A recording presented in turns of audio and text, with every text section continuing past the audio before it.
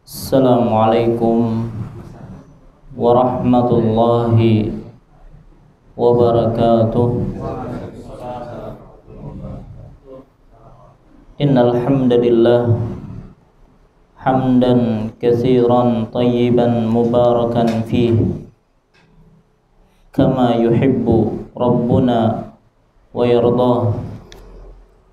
Wa ashhadu an la ilaha illallah wahdahu la syarika lah wa ashhadu anna Muhammadan abduhu wa rasuluh. Ya ayyuhalladzina amanu taqullaha haqqa tuqatih wa la tamutunna illa wa antum muslimun. Allahumma salli wa sallim wa barik ala nabiyyina wa habibina Muhammadin wa ala alihi wa ashabihi wa man tabi'ahum bi ihsanin ila yaumiddin. Amma ba'd. Fa ya ibadallah, kaum muslimin wal muslimat, keluarga seberataan rahimani Allahu wa iyyakum. Alhamdulillah, segala puji bagi Allah Subhanahu wa ta'ala yang mana dengan taufik dan hidayahnya kembali kita bisa berkumpul di majlis yang mulia ini dalam rangka menghadiri kajian rutin kita membahas tentang tafsir juz amma. Kita memohon kepada Allah Subhanahu wa ta'ala, semoga Allah Subhanahu wa ta'ala berkenan untuk melimpahkan kepada kita ilmu yang bermanfaat. Salawat serta salam semoga senantiasa tercurahkan kepada Nabi kita yang mulia Muhammad sallallahu alaihi wasallam, kepada keluarga beliau, para sahabat beliau, dan orang-orang yang istiqamah di atas jalan beliau ila yaumil qiyamah. Insyaallah pada kesempatan malam hari ini kembali kita akan melanjutkan kajian kita, masih membahas tentang tafsir dari surah Al-Lahab atau surah Al-Masad atau surah Tabbat. Pada pertemuan yang lalu kita sudah membahas ayat yang keberapa? Ketiga. Bunyinya sayasla naran dzata lahab. Artinya kelak dia, siapa?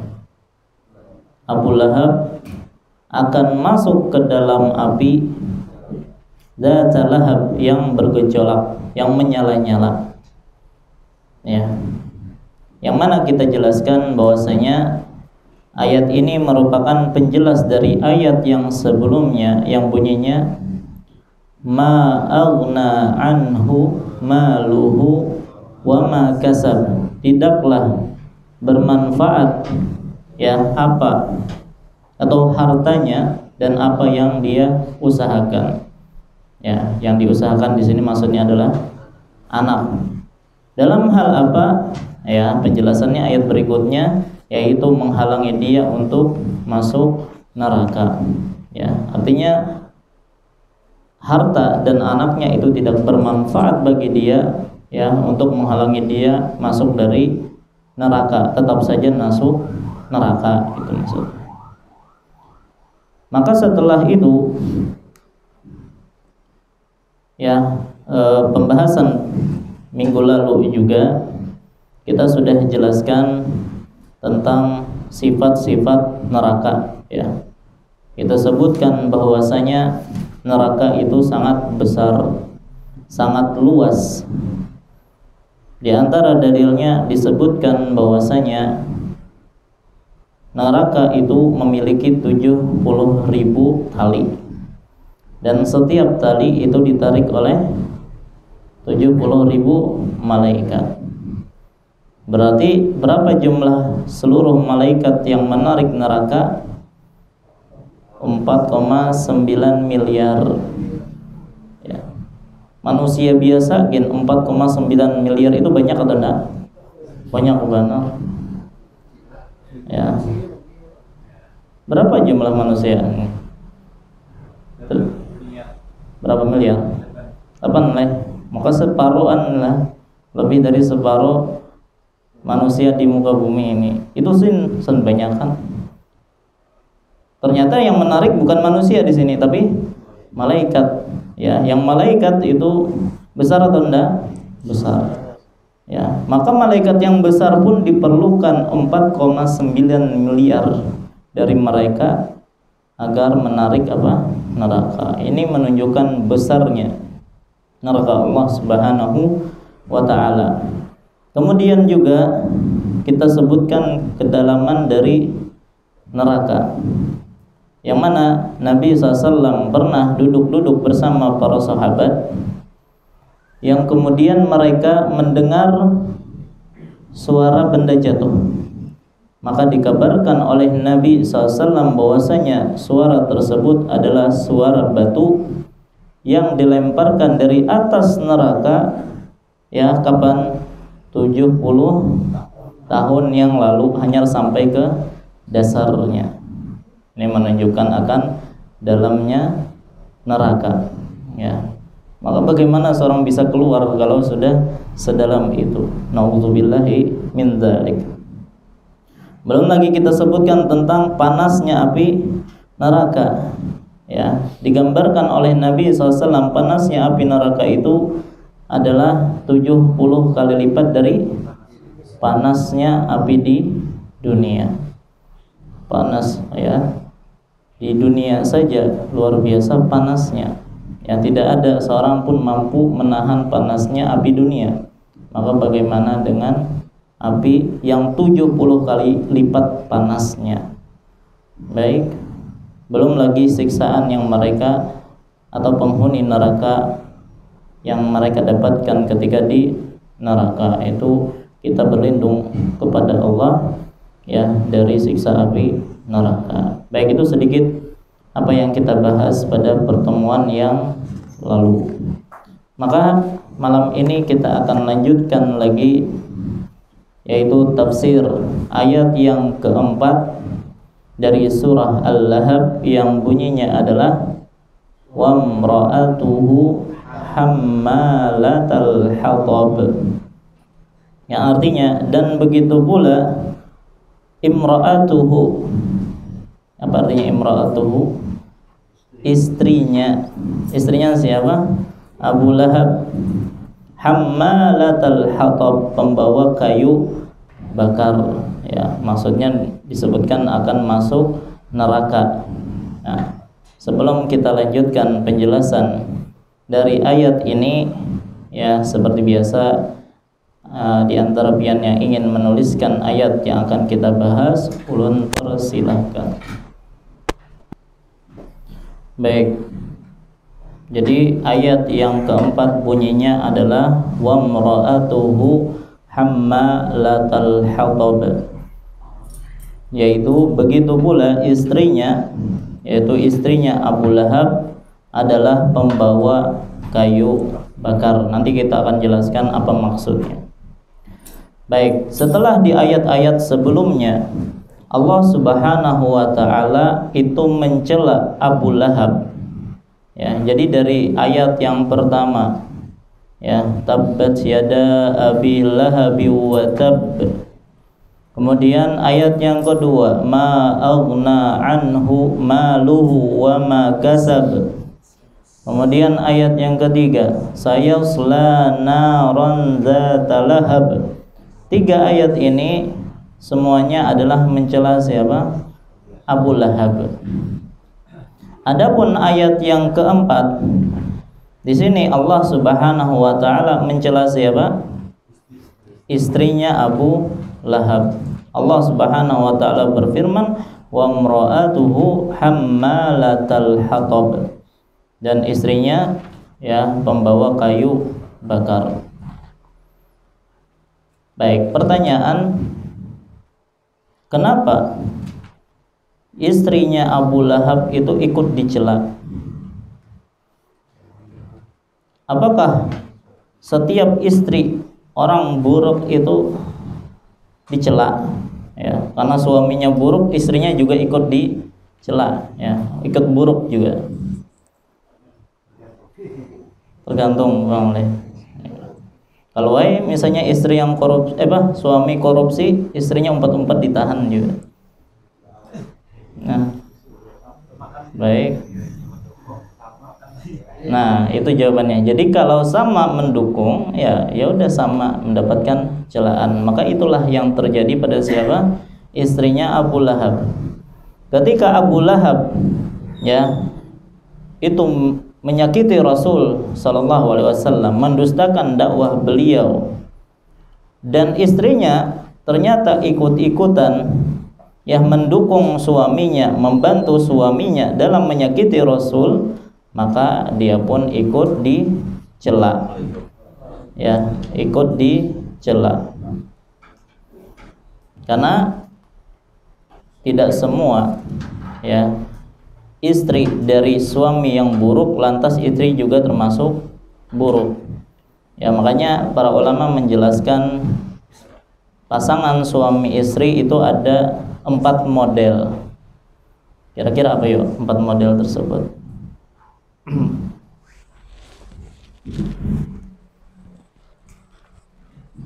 Neon habis lah.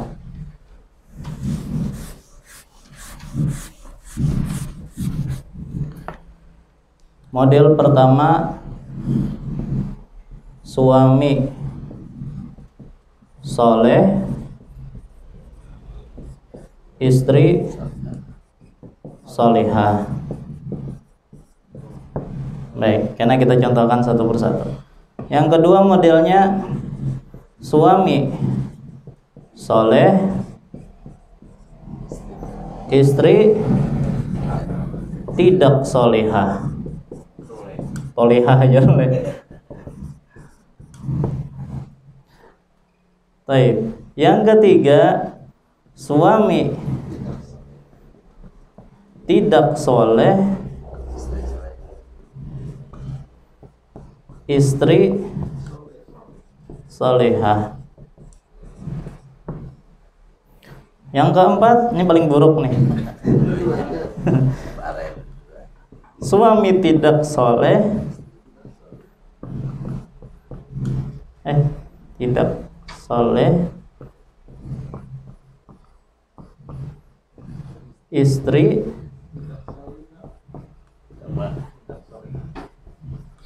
tidak solehah. Baik. Nomor 1 contohnya apa? Siapa? Suami yang soleh plus istri solehah. Nabi SAW bersama siapa? Khadijah misalnya, dan istri-istrinya yang lain semuanya solehah. Ya, begitu juga Ibrahim dengan siapa? Istrinya Sarah. Baik. Nah, ini contoh yang pertama, berarti bisa Nabi Muhammad dengan Khadijah misalnya, atau Nabi Ibrahim, ya, dan lain-lain banyak. Insya Allah contoh yang pertama, dan kita berharap kita termasuk tipe yang pertama, atau keluarga kita termasuk tipe yang pertama. Amin. Adapun yang kedua, yaitu suami soleh tapi istri tidak solihah. Contohnya Nabi Nuh, ya, keluarganya Nabi Nuh dengan Nabi Lut. Baik. Nabi Ismail, ya, istri yang pertama, ya, disebutkan. Baik. Apa firman Allah di dalam surah At-Tahrim?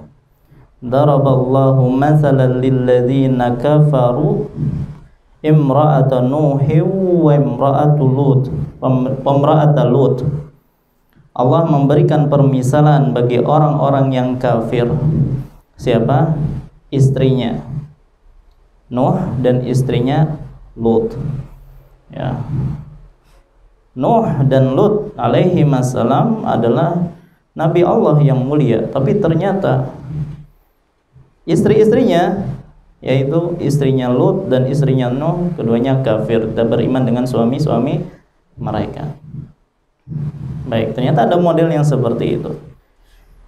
Baik, yang ketiga, suami tidak soleh dan istri solihah. Contohnya Fir'aun. Siapa nama istrinya?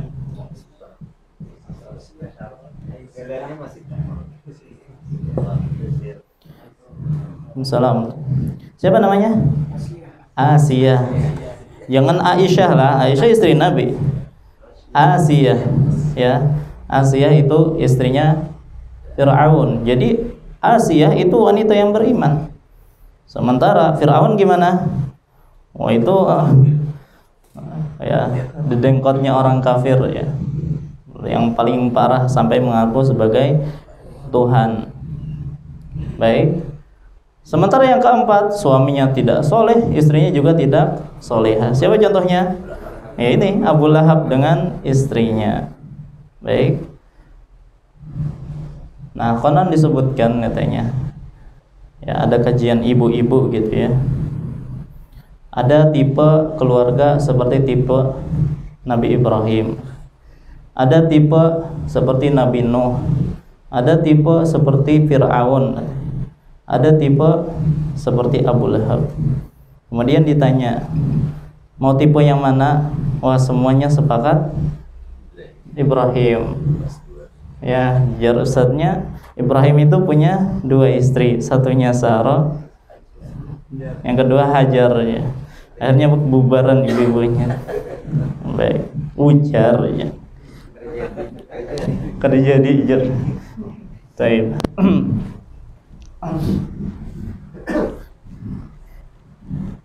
Baik. Nah, jadi kenapa alasan dicelaknya istrinya Abu Lahab ya?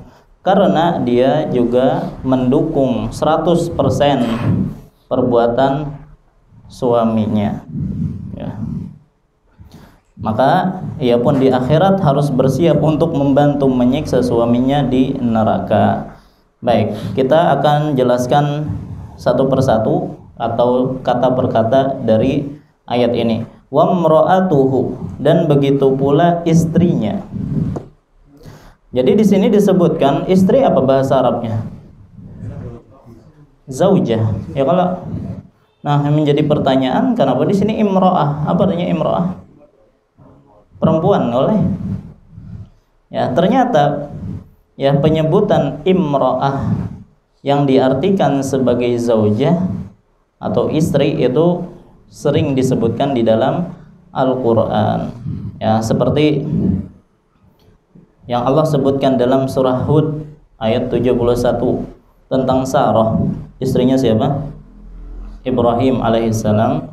Allah berfirman, wa imra'atuhu qa'imatun fadhahikat fabasyarnaha bi Ishaq. Dan istrinya sedang berdiri ya, mendengar datangnya tamu untuk Nabi Ibrahim, yaitu merupakan malaikat. Ternyata memberikan kabar gembira bahwasanya Sarah akan memiliki anak yang bernama siapa? Ishaq. Maka dia tertawa mendengarkan hal tersebut. Wa min wara'i Ishaq Ya'qub, dan setelah Ishaq, wa min wara'i Ishaq Ya'qub, dan setelah Ishaq akan datang Ya'qub, karena Ya'qub anaknya Ishaq. Nanti Ya'qub juga punya anak yang bernama Yusuf. Nah, ini silsilah para nabi 4 ya. Tidak ada yang lebih utama dari nasabnya Nabi Yusuf. Yusuf bin Ya'qub bin Ishaq bin Ibrahim. Baik. Nah, maka di sini disebutkan imra'atuhu, yaitu istrinya. Begitu juga Allah menyebutkan tentang istri Nabi Lut dalam surah Al-A'raf ayat 83. Ya, fa anjaynahu wa ahlahu illam ra'atahu, ya, kanat minal ghabirin, maka kami selamatkanlah ia, yaitu Nabi Lut, dan juga keluarganya, kecuali istrinya, maka dia termasuk orang-orang yang tertinggal, yang kena azab. Begitu juga tentang Zulaikha, ya, Zulaikha, istri sang Aziz, ya, yang konon namanya adalah Zulaikha. Ya, wa qala niswatun fil madinati imra'atul azizi turawidu fataha an nafsih. Dan berkatalah ibu-ibu yang ada di kota Mesir pada waktu itu, oh itu istri sang Aziz, istri sang menteri, tergila-gila dengan budaknya sendiri atau pembantunya sendiri. Baik, maka banyak di dalam Al-Quran penggunaan kata imra'ah diartikan sebagai istri. Baik, siapakah namanya istri Abu Lahab? Sudah kita sebutkan sebelumnya. Nah, pada ingat? Ummu Jamil. Ya, cuman itu bukan nama, itu kunyah. Arwa. Baik. Arwa bintu Harb. Ya, jadi ngaran istrinya Abu Lahab itu adalah Arwa. Yang kunyahnya adalah Ummu Jamil. Jamil apa artinya? Bungas, ganteng gitu ya. Tapi ada enggak anaknya Arwa ini yang ngarannya Jamil? Ya, yang jelas tidak disebutkan adanya yang soleh ya, yang bungas. Kalau Abu Lahabnya bungas mau disebutkan oleh. Baik, Harb. Ini abahnya tadi. Harb ini punya dua atau punya banyak anak. Ya, diantaranya adalah Arwa. Ma'ijud.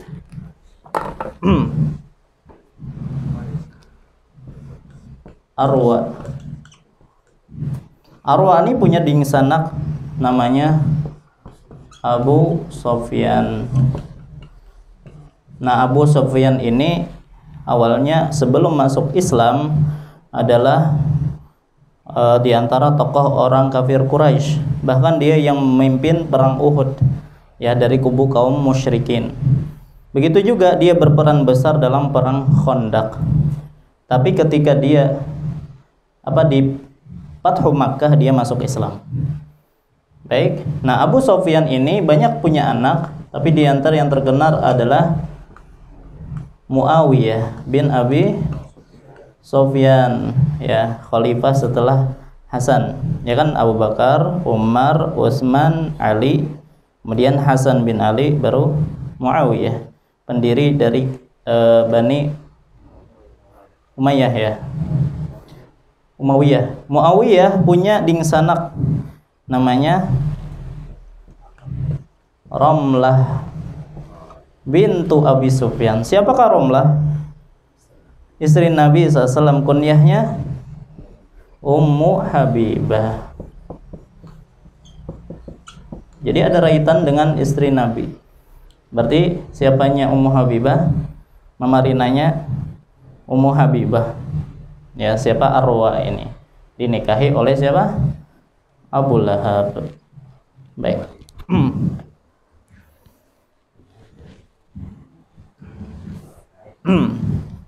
Nah, itu tentang istri siapa? Abu Lahab. Kita lanjut. Kemudian hammalatul hatab, pembawa kayu bakar. Ya, hammalatul hatab, terjadi perbedaan pendapat di kalangan para ahli tafsir. Apa maksudnya? Ya, ada yang mengatakan konon istrinya Abu Lahab ini dulu membawa duri-duri lalu disebar di jalan yang biasa dilewati oleh Nabi Sallallahu Alaihi Wasallam agar beliau tertusuk duri tersebut ketika berjalan menuju masjid. Ya, luar biasa ini ya, gangguan, sengaja meletakkan duri-duri supaya orang tertusuk. Ya, Ya, harusnya seseorang itu menghilangkan adza, ya, menghilangkan gangguan di jalanan. Ini justru kebalikannya, dia sengaja menaruh duri-duri agar Nabi Sallallahu Alaihi Wasallam tertusuk ketika berjalan menuju masjid. Ini pendapat yang pertama, kenapa akhirnya istrinya Abu Lahab dinamakan Hammalatal Hatab. Ada juga yang menyatakan maksud dari Hammalatal Hatab ini adalah istri Abu Lahab itu biasa menebar fitnah, biasa mengadu domba, ya, namimah jarang kan, serta mengejek Nabi Shallallahu Alaihi Wasallam. Jadi disebabkan itu dia dinamakan Hammalatul Hatab. Dan biasanya orang Arab itu memberikan atau menjuluki orang yang menebar fitnah itu sebagai Hammalatul Hatab, pembawa kayu bakar. Kenapa? Ya, sebab gawiannya itu membakar hubungan baik antara manusia. Jadi kalau ada orang dijuluki pembawa kayu bakar di zaman dulu, itu menunjukkan dia suka memfitnah. Ya. Ini ada juga yang berpendapat demikian. Baik.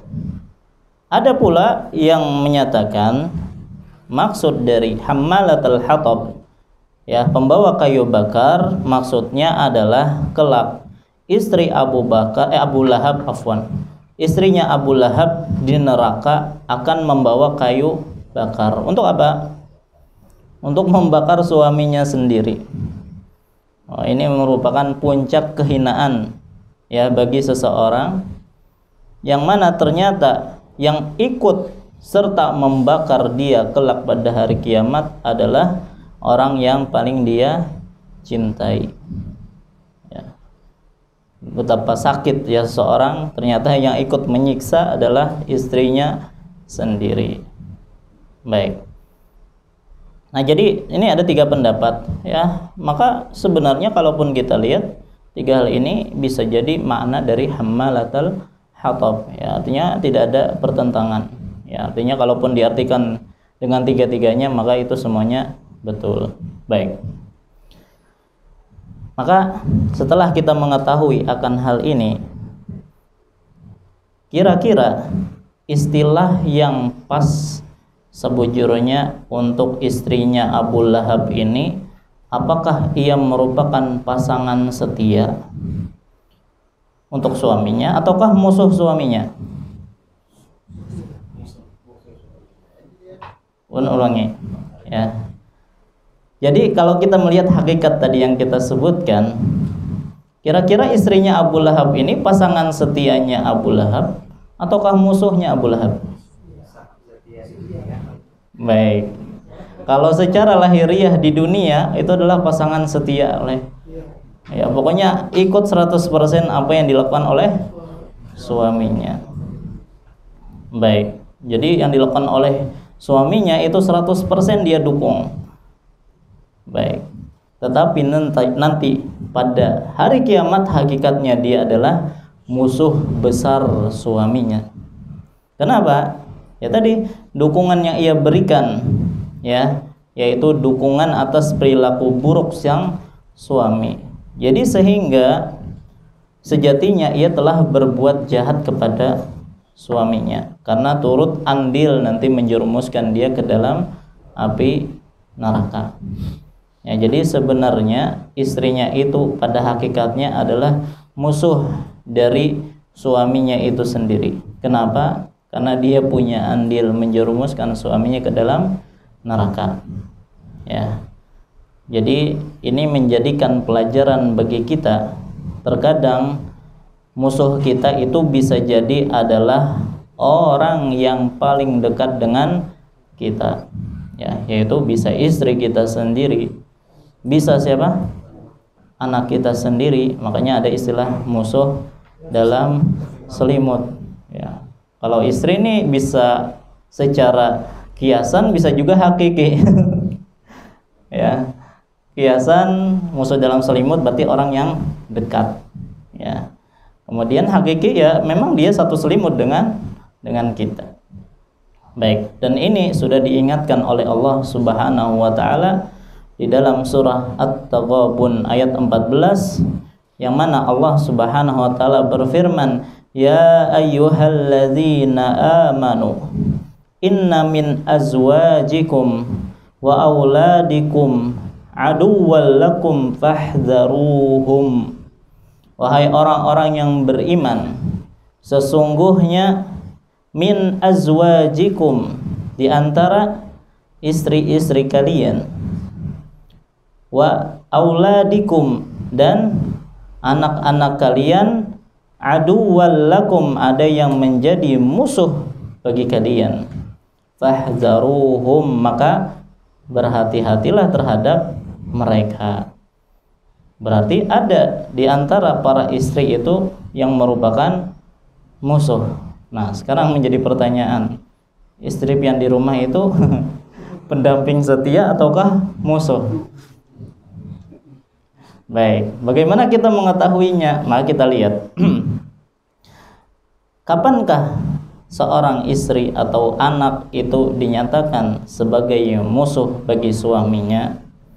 Ya, mereka dikatakan musuh ketika mereka yang menghalangi kita dari jalan Allah, ya, dan melemahkan semangat kita dalam ketaatan.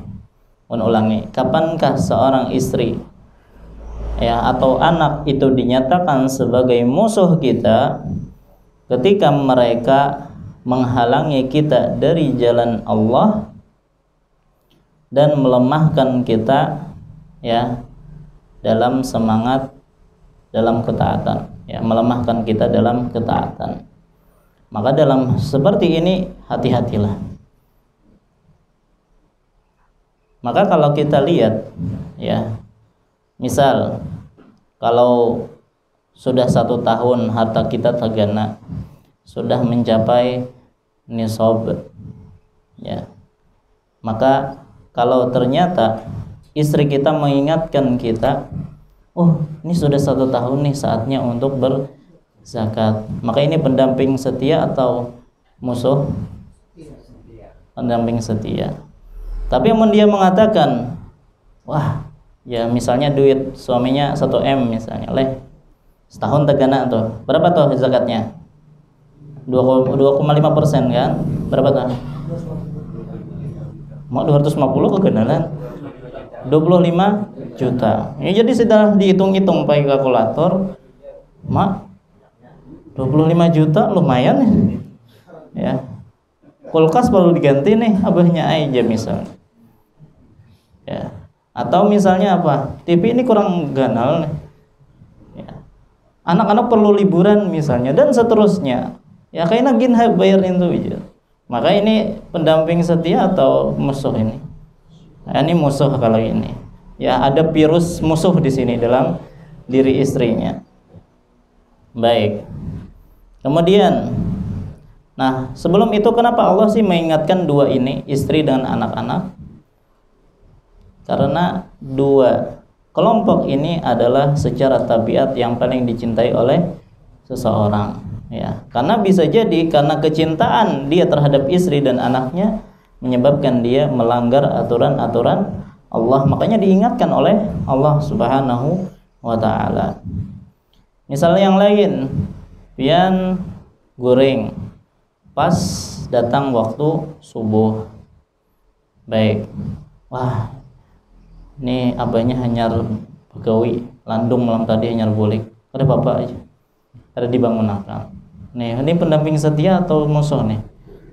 Ini musuh yang kayak ini. Jadi jangan secara zahirnya merasa kasihan dengan suami, ya, jangan dibangun. Wah, ini musuh sebujurnya hakikatnya. Ya, tapi bagi mereka pendamping setia apa yang dia lakukan? Dibanguni, ya, bukan disimbur lah. Ya, itu musuh kan ribut, ya, dibanguni. Ya, maka itu adalah pendamping setia. Baik. Begitu juga ketika pian, ya, memiliki prinsip untuk menjalankan sunnah Nabi Sallallahu Alaihi Wasallam, pian akhirnya memelihara jenggot. Ya, Mbak tuh yang bini melihat penampilan suaminya pakai jenggot, maili. Tidak ada nyaman dilihat, dihadapi bang sedikit misalnya. Ini pendamping setia atau musuh ini? Ya musuh ya seperti ini. Ya. Begitu juga celananya cingkrang misalnya dinaikkan di atas mata kaki. Mak, ada nyaman dilihat ya, turunakan bang. Ya. Maka ini adalah musuh. Pokoknya seorang istri atau anak yang mana menghalangi suaminya dari ketaatan kepada Allah, menyebabkan mereka lambat dalam ketaatan kepada Allah, atau menggiring mereka pada berbuat maksiat kepada Allah, maka sejatinya mereka adalah musuh. Ya. Jadi jangan sampai setiap apa yang diminta oleh istri kita turuti, padahal itu melanggar syariat Allah. Ya, maka hati-hati ya. Nanti istri yang macam seperti ini akan menjadi musuh kita, yang akan menyebabkan kita terjerumus ya ke dalam neraka Allah. Na'udzubillahi min dzalik. Baik. Maka hendaklah seorang istri ya yang itu benar-benar sebagai pasangan setia senantiasa memberikan motivasi kepada suaminya untuk mentaati Allah, menjalankan sunnah Rasulullah ya, dan senantiasa menghibur suaminya ya untuk senantiasa menapaki jalan kebenaran ya. Misalnya ketika sang suami sudah mulai memiliki prinsip berakidah yang benar, beramalan dengan amalan yang benar, akhirnya dia dicemooh oleh tetangga misalnya, dibilang orang dengan perkataan-perkataan buruk, maka dalam hal ini sang istri apa yang dilakukan? Menghibur suami. Nah, itulah pendamping yang setia, dan itulah praktek yang dipraktekkan oleh siapa? Ibunda kita Khadijah radhiyallahu anha ketika Nabi SAW didatangi Jibril alaihissalam di gua Hira ya. Maka Nabi SAW ketakutan, menggigil ya, akhirnya datang ke rumah. Maka apa yang dilakukan oleh Khadijah? Menenangkan Rasulullah. Ketika Rasulullah merasa dia akan gila ya setelah melihat ya makhluk berupa Jibril yang mendatangi beliau ketakutan sampai-sampai beliau khawatir gila. Maka apa kata Khadijah? Kalla wallahi ma yukhzikallahu abada. Ya, demi Allah, tidak mungkin Allah Subhanahu wa taala menghinakanmu. Tidak akan mungkin Allah menghinakanmu. Kenapa? Innaka latasilur rahim. Sesungguhnya engkau senantiasa menyambung silaturahim. Ya, wa tahmilul kalla, meringankan beban orang lain. Wa taksibul ma'dum, ya, dan memberi orang lain yang tidak memiliki apa-apa. Wa tuqrid dhaif, dan memuliakan tamu. Wa tu'inu ala nawaibil haq, ya, dan engkau membantu orang yang dalam musibah. Maka akhirnya Nabi SAW pun tenang disebabkan ya perkataan Khadijah. Nah, itulah pendamping setia ya. Maka begitu juga ketika suami ingin ikut ngaji misalnya, maka dalam hal ini tugas seorang istri bukannya menghalangi, akan tetapi mendukung. Baik. Nah, sekarang setelah pian tahu hakikat seorang istri, apakah dia musuh ataukah pendamping setia, ternyata setelah pian pikir-pikir, istri pian misalnya, ini ada sifat-sifat istri ini yang sepertinya kena virus musuh nih. Apa yang pian harus lakukan dalam hal ini? Apakah langsung wah jauh dia misalnya berbuat kasar kepada istri misalnya ya. Maka Allah Subhanahu wa ta'ala mengakhiri ayat yang kita sebutkan tadi, yaitu surah At-Taghabun ayat 14, wa in ta'fu wa tasfahu wa taghfiru fa innallaha ghafurur rahim. Jika kalian maafkan dia atas kesalahan dia lakukan, dan kalian santuni Ya, diantaranya memberikan nasihat kepada mereka, ya, serta mengampuni mereka, maka sungguh Allah Maha Pengampun, Maha Penyayang. Ya, artinya kalau ternyata di antara istri kita ada yang ya memiliki virus tadi menghalangi suaminya dari ketaatan, maka berikan nasihat, ampuni kesalahannya. Baik. Nah, sebagai penutup, dari tadi kita berbicara tentang istri terus leh. Suami pang adalah yang menjadi musuh juga. Ya, jadi kita harus adil juga kan. Masa istri terus ya. Maka para suami pun ada yang merupakan siapa? Musuh bagi istrinya. Contohnya apa? Misalnya ada seorang perempuan yang mungkin keluar rumah tanpa memakai jilbab. Kemudian apa? Suaminya membiarkan, wah tidak apa-apa. Ya, maka ini adalah musuh bagi istri itu sendiri. Ya, begitu juga. Ya, orang tua itu bisa menjadi musuh bagi anaknya. Kapan? Ya, misalnya ketika anaknya ketiduran waktu subuh, kemudian dia tidak membanguni anaknya untuk sholat subuh, maka itu adalah musuh bagi anaknya.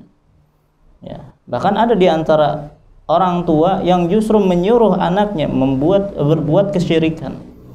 Ini pasang apa ngarannya? Duduk misalnya, itu perbuatan syirik. Nah, ini adalah musuh bagi anaknya.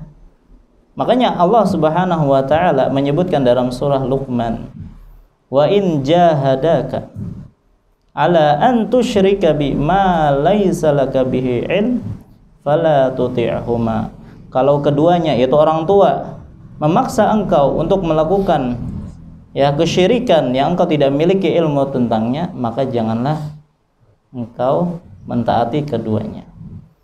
Ya, tapi menolak mereka pun dengan cara yang lembut. Makanya Allah mengatakan wasahibuhuma fid dunya ma'rufa, dan pergaulilah keduanya dengan cara yang baik.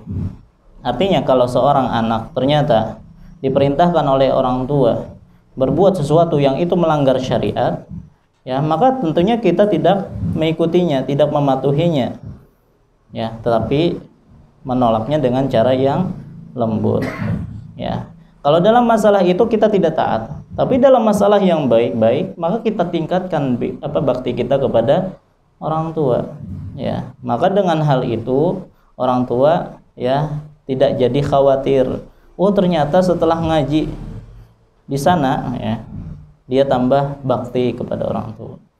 Ya, kita jelaskan ketika kita menolak permintaan yang melanggar syariat, kita jelaskan itu tidak boleh, tapi dengan cara yang lembut, dan kita tingkatkan pada hal-hal yang lain bakti kita kepada kedua orang tua. Ya, insya Allah mereka akan paham dan bisa menerima. Ya, maka ketika dikatakan istri dan anak itu bisa menjadi musuh, maka kita katakan suami dan orang tua juga bisa menjadi musuh. Ya, semoga Allah Subhanahu wa taala ya membimbing kita, keluarga kita, orang tua kita, anak kita, istri kita senantiasa bertakwa kepada Allah Subhanahu wa taala ya, sehingga mereka menjadi pendamping setia kita di hari kiamat kelak. Baik, inilah yang bisa ulun sampaikan berkaitan tentang ayat yang keempat ini ya.